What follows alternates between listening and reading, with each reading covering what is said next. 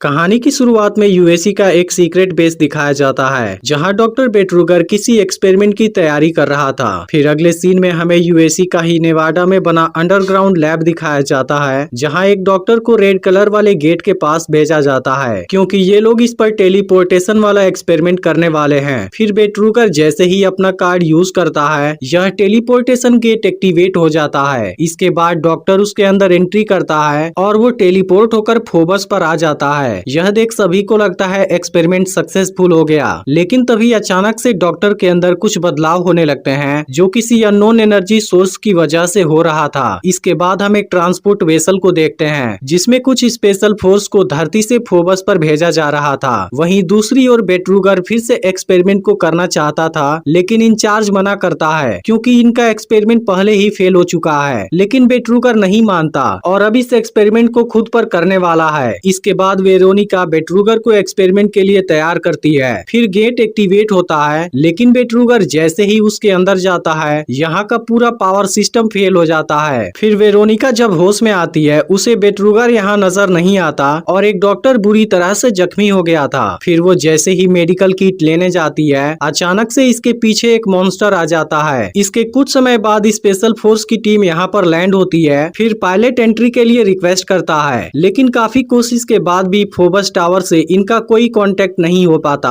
तब doctor stone कहता है कि लैंडिंग पैड में एक इमरजेंसी गेट है जहां से हम अंदर जा सकते हैं। लेकिन इसी वक्त इनको मिशन ब्रीफिंग का कमांड मिलता है। फिर कैप्टन सभी को सिचुएशन के बारे में एक्सप्लेन करता है और अब इनको कैसे भी पूरे सिस्टम को फिर से ऑनलाइन करना होगा। इसके बाद सभी लोग नीचे आ जाते हैं। तभी स्टोन देखता है कि रिजर्व पावर केवल 2% बची है। इस पर जोन कहती है कैप्टन को इस बारे में बताना चाहिए। फिर सभी लोग बेस के अंदर आने लगते हैं। तभी स्टोन कैप्टन से बताता है कि हमारे पास केवल 90 मिनट का समय बचा है, इसलिए हमें सबसे पहले पावर को रीस्टोर करना होगा। अब यहाँ से इनकी टीम 2 हिस्सों में बट जाती है। फिर जोन अपनी टीम के साथ सर्वर को खोजने निकलती है जबकि कैप्टन बाकी लोगों के साथ रिएक्टर को खोजने निकलता है। फिर जोन अपनी टीम के साथ एक जगह पर आती है जहाँ एक आदमी की डेड बॉडी पड़ी हुई थी। अब जोन इस बारे में तुरंत कैप्टन को बताती है। तभी इनकी नजर सामने वाले दीवार पर जाती है जिस पर सुमेरियन लैंग्वेज में कुछ लिखा हुआ था। फिर ये लोग इसको ट्रांसलेट करवाते हैं जिसमें लिखा हुआ था हम अपनी प्रॉपर्टी को फिर से हासिल करने आए हैं जो काफी समय पहले हमारा था, लेकिन कोई भी इस चीज को सीरियसली नहीं लेता। इसके बाद सभी लोग फिर से आगे बढ़ने लगते हैं। तभी ली के पीछे कोई चीज गुजरती है लेकिन बाद में वहाँ कोई भी नजर नहीं आता। तभी टैरक यहाँ किसी डॉक्टर को देखता है जो किसी को मारकर खा रहा था। फिर वो अचानक से टैरक पर हमला कर देता है और इसको मार देता है। तभी इन्फेक्टेड आदमी ली की तरफ आता है लेकिन वो ठीक समय पर इसे शूट कर देती है। इधर कैप्टन की टीम गार्डन वाले एरिया में आ गई थी जहां इनको कोई छुपा हुआ नजर आता है। फिर कैप्टन उसे बाहर निकलने का ऑर्डर देता है जिसके बाद यहाँ से 3 लोग बाहर आते हैं जिसमें से वेरोनिका काफी डरी हुई थी। तभी इधर विंस्लो पर इन्फेक्टेड आदमी हमला करता है लेकिन विंस्लो ठीक समय पर उसे शूट कर देता है। इसी वक्त अब जोन भी यहाँ आ जाती है और इसकी आईडी चेक करती है जिसके बाद पता चलता है वो तो एक डॉक्टर था। अब किसी को समझ नहीं आता यहाँ पर क्या हो रहा है। तभी जोन पर भी एक इन्फेक्टेड आदमी हमला करता है लेकिन वो इसे ठीक समय पर मार देती है। तभी दूसरी तरफ एक इन्फेक्टेड आदमी डॉक्टर पर हमला कर देता है जिसके बाद कैप्टन तुरंत इसे शूट कर देता है। लेकिन अब कैप्टन भी हैरान हो जाता है कि आखिर यह चीज क्या है। तभी अचानक से इनका कम्युनिकेशन सिस्टम भी बंद हो जाता है। इसी बीच इन्फेक्टेड लोग चारों तरफ से हमला करने लगते हैं जिसके बाद ये लोग भी लगातार शूट करते हैं। फिर जोन और विंस्लो यहाँ से आगे बढ़ते हैं लेकिन यहाँ इन्फेक्टेड आदमी बहुत ज्यादा थे और वो इन पर हमला करना जारी रखते हैं। इसी बीच विंस्लो और जोन दोनों की गन खाली हो जाती है जिसके बाद जोन अपनी छोटी गन से इनका सामना करने लगती है लेकिन विंस्लो यहाँ से भाग जाता है। इधर गार्डन में अकुआ के सामने भी बहुत से इन्फेक्टेड लोग आने लगते हैं जिसके बाद वो इन सभी को मारना शुरू कर देता है लेकिन तभी पीछे से एक इन्फेक्टेड आदमी इसको मार देता है। तभी कार्ली भी यहाँ आ जाती है लेकिन अब अकुआ को बचाने में काफी देरी हो गई थी। इधर जोन के पास छोटी गन भी पूरी तरह से खाली हो जाती है लेकिन तभी इसे एक चैनसॉ मिल जाता है और वो बहुत बुरे तरीके से इनको मारने लगती है। वहीं दूसरी तरफ ली और हैरी पर भी इन्फेक्टेड आदमी हमला कर देते हैं जिसके दौरान ली मारी जाती है और हैरी उसे नहीं बचा पाता।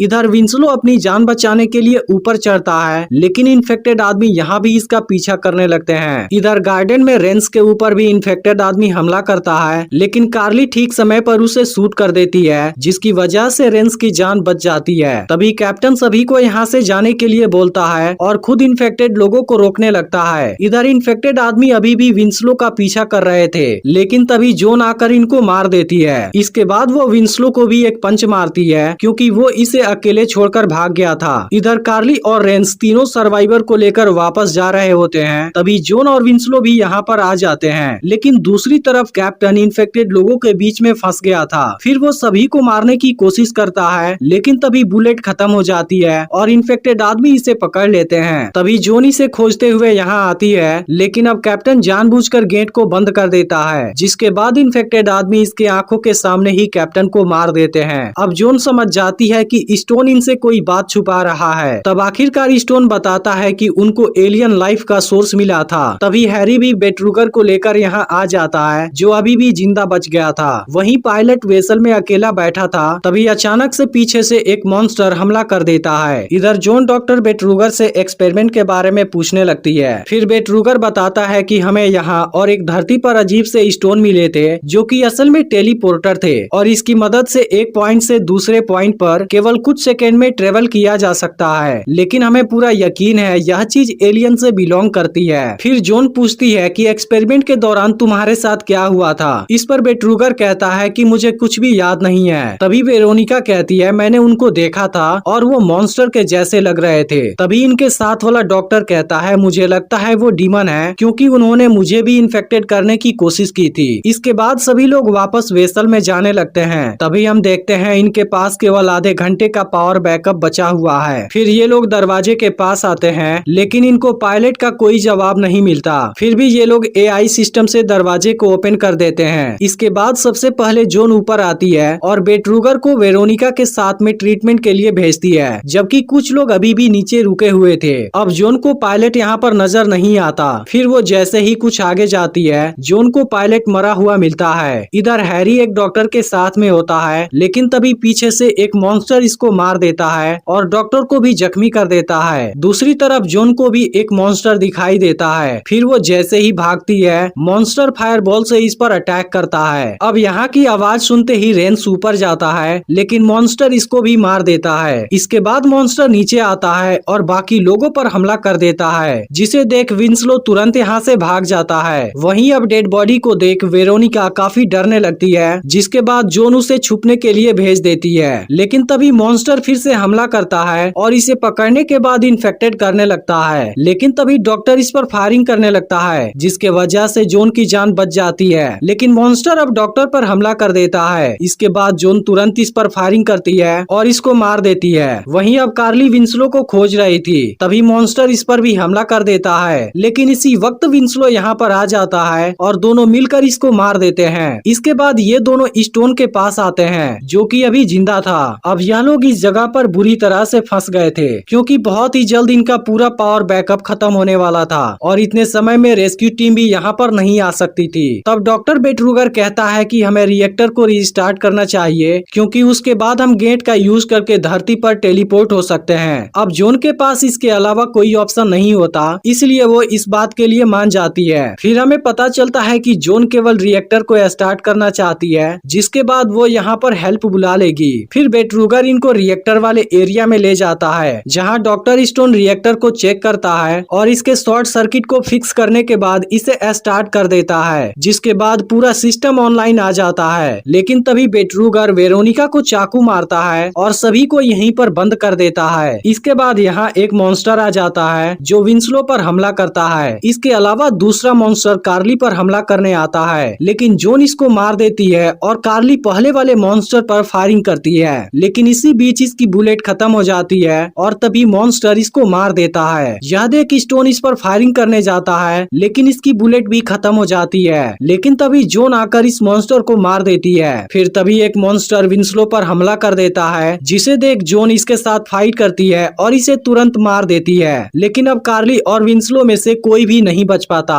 अब इनको समझ नहीं आता बेट्रुगर गेट को क्यों ओपन करना चाहता है, क्योंकि वो तो इनके साथ में भी भाग सकता था। तभी वेरोनिका इनको अपने पास बुलाती है और इनको एक कार्ड देकर लेवल 4 में जाने के लिए कहती है, लेकिन अगले ही पल इसकी भी मौत हो जाती है। इसके बाद ये दोनों आगे जाने लगते हैं, जहाँ से स्टोन को एक प्लाज्मा गन मिल जाता जाती है। लेकिन ये दोनों जैसे ही एलिवेटर के पास आते हैं, एक मॉन्स्टर स्टोन को अपने साथ लेकर चला जाता है। तभी यहाँ पर और भी मॉन्स्टर आ जाते हैं, लेकिन जॉन प्लाज्मा गन से इनको आसानी से मार देती है। इसके बाद वो एलिवेटर का यूज करती है और लेवल 4 पर आ जाती है, जहाँ बहुत से डॉक्टर की डेड बॉडी पड़ी हुई थी। इसके बाद जॉन लैब के अंदर जाती है, जहाँ बेट्रूगर गेट को स्टार्ट करने वाला था। फिर जॉन इसे रुक जाने के लिए कहती है, लेकिन तभी यहाँ एक मॉन्स्टर आने लगता है, जिसे जॉन तुरंत मार देती है। लेकिन इसी वक्त डॉक्टर स्टोन भी यहाँ आ जाता है, जो कि इन्फेक्टेड हो चुका था, और वो जॉन पर हमला करने लगता है। लेकिन हम देखते हैं बेट्रूगर मॉन्स्टर से बिल्कुल भी नहीं डर रहा था, और वो कहने लगता है कि धरती पहले उनकी ही थी और हम उनके बिना इवॉल्व नहीं हो सकते थे।